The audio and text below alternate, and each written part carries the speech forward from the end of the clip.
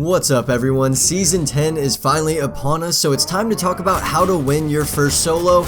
And I do want to say I'm going to show you 4 different types of strategies you can use to get your first solo win. And also I want to talk about the changes before we get into the tips, because there are a lot of things you need to understand before you hop into lobbies. So transportation has completely changed. They have vaulted items like the Baller, Quad Crasher, Flint Knock, Shadow Bomb, and also the itemized glider redeploy. They also got rid of slipstreams and sky bases and geysers. So many things are gone now that help people third party you, so you can breathe a sigh of relief. People aren't going to constantly fly in on you like they used to. But they also did add the Brute, which is this new kind of mechanical robot. You really have probably seen some trailers and you're going to experience it in game. People use these a lot because they are pretty strong if you know how to use them. So you've got to pay attention for these, but they're not as impactful in solos as they are going to be in duos and squads. And then they also added new points of interest back. They added Dusty Depot and the factories, which has been a very hot drop. You're gonna see footage of solos that I won from those locations. It's just absolute madness. That's everything I wanted to point out though, so let's hop into the rest of the video. The first strategy I want to show you all is my arena strategy. Pretty much playing like I'm playing for money, playing as smart as possible, and only going for the victory royale. And that starts with going for a low-key drop. Now, I think this is really important to emphasize. Speculation says that all season, every week, or almost every week, they're going to be adding new points of interest, or I guess old points of interest from past seasons back into the game. That means that a ton of players are going to be going to these spots. So right now, it's Dusty Depot and the factories, but that will change as the seasons go on. So it's very important that you guys pay attention to patch notes and what's going on in the game, because if one of your new places or your favorite places ends up getting changed, a bunch of people are going to all of a sudden be there one day, and you need to understand that maybe that's not the best drop if you want to get a victory royale. So just always be paying attention to that. But when it comes to my low-key drops, you can see I ended up getting the mats I needed, I got the weapons and the heals I wanted, and then I rotated into the next zone. And whenever I'm rotating into these zones,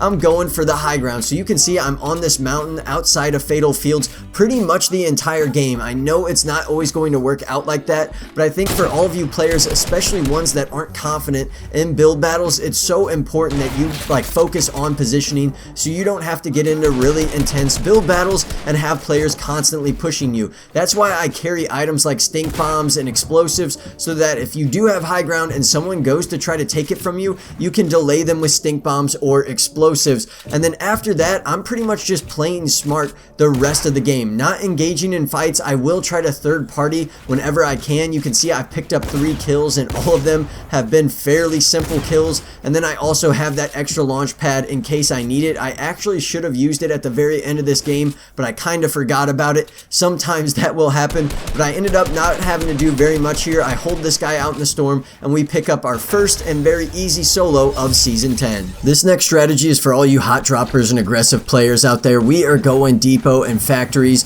and we are trying to get as many kills as possible before getting a victory royale. And as you can see, it's all about the drop. So you're gonna see me here get the only gun, take out some very easy kills here, and then we're gonna go on. And I do want to say this is a live commentary. I hope you all enjoy. Please leave me some feedback. And that is why you avoid going to here early, guys. This is why if you want to get your first solo, do what I did my first game. The second game, we want to play more aggro. We want to try to pick up some kills, get a better win. This is what we got to do, but it's absolute madness, and you got to get lucky with the loot drops. Look at that. We pick up another easy kill. We've now got 4 off the drop. There's still more players here. It's just absolute madness out here. There's a player to our left in here.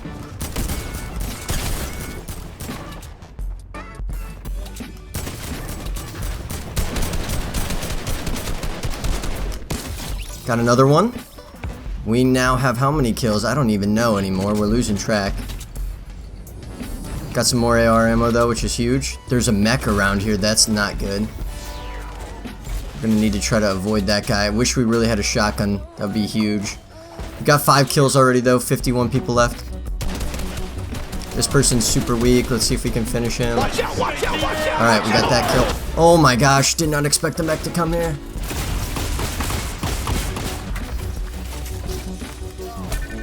We gotta get out of here. We gotta run. Oh, we were able to pick up another one there. We just rotated out to get away from that mech as quickly as possible. There's something that, like, you know, retreat's usually the best option unless multiple people are shooting at them in solos. It's just really hard to take them out.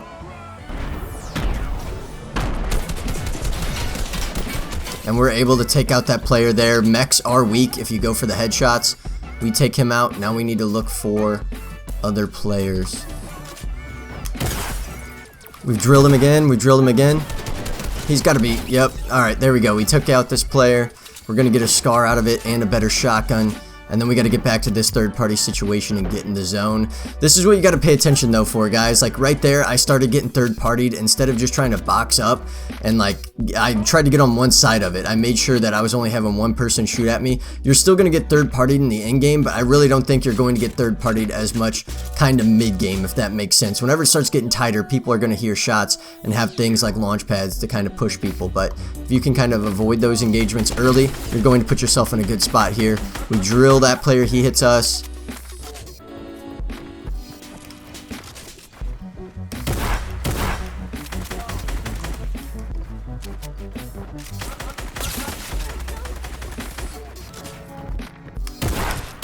There we go, and we take this player out. He was struggling with his edits there, so that was kind of nice. But we take him out. We've got 10 kills, 4 people left. We're going to try to get high ground and really just play this smart at the end because we've already got double-digit kills, and it only makes sense to try to get that victory royale now. So the rest of this gameplay was supposed to be live commentary, but I actually ended up having to dial it in because this lobby was really playing aggressive and it was stressing me out. So at the very end of this game, I did want to get high ground, but there was already a player up there. The reason I have 56 health is because this guy shooting my wall right now shot me earlier. He's literally chilling at the top of the hill outside a lonely lodge. I didn't have anything to really get over to him besides one launch pad, but I was kind of saving that just in case I needed it. Now right here, you'll see me make a huge mistake. That guy drops on me. I did a good job of laying a trap on the wall, but I didn't realize, oh, he can just land on the corner and be just fine. So he ends up like only getting hit for like 170 before I finally killed him. So he took me down very weak. I end up healing up again because I have 2 heals, and another player flies in on me. So you can see why I was freaking out here. I was playing smart and people kept launching on me. The great thing about launch pads though is you can hear when they're coming. So I heard those players coming and I was able to get them before they could get me. Those are chances though that can be 50-50, so please play smarter than I did. I let those guys have way too many opportunities, and I really almost paid the price for it by losing this game. Now, the very last player, whenever you're in these 1v1s, this is when inventory is so key. So I have those stink bombs giving me a little confidence, but I'm also making really bad plays right now. So you see, I keep wanting to get those stinks off, but I keep getting absolutely popped by this guy with the shotgun. So I kept burrowing down. That's why you see me on the low ground now. I didn't want to show you all this because this fight was so long,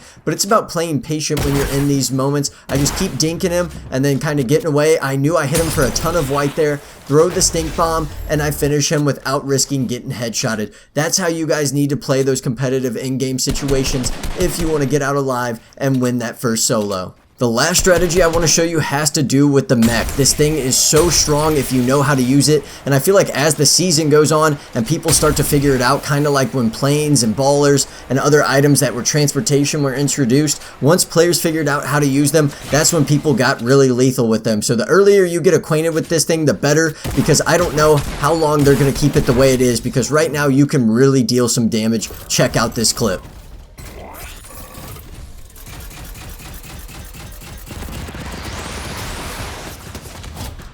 And we take out that player by utilizing the brute missiles. That's a perfect example of exactly how to use that. Very easy kill, didn't have to do anything. That's what's scary about these things, especially in the end game.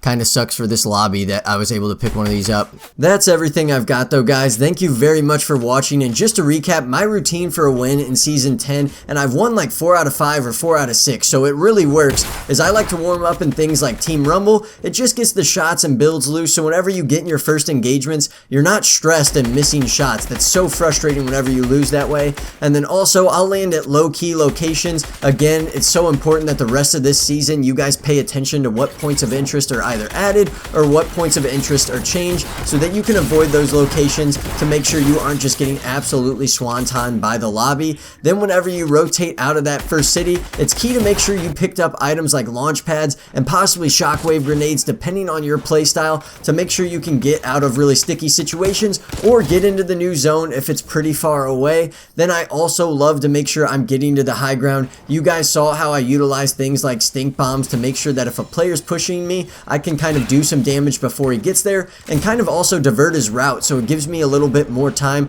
to kind of figure out what I want to do. And then at the end game, the one piece I would advise, you saw the one in game where I just continued to get swanton by 2 guys, and it really was tough, and I barely survived both fights. The reason being is everyone knew where I was at. I think if you're more low key, maybe even utilizing the low ground more, which I did do in some of my wins, that is really beneficial, because then players don't know where you're at and they push other people. And so definitely a low key strategy at the end game can be absolutely massive as well. Good luck to everyone though. Please use code RodeyBros in the item shop. We would really appreciate it, and I will see you all in the next video. Started as a zero, I was chasing dreams, trying to turn into a hero.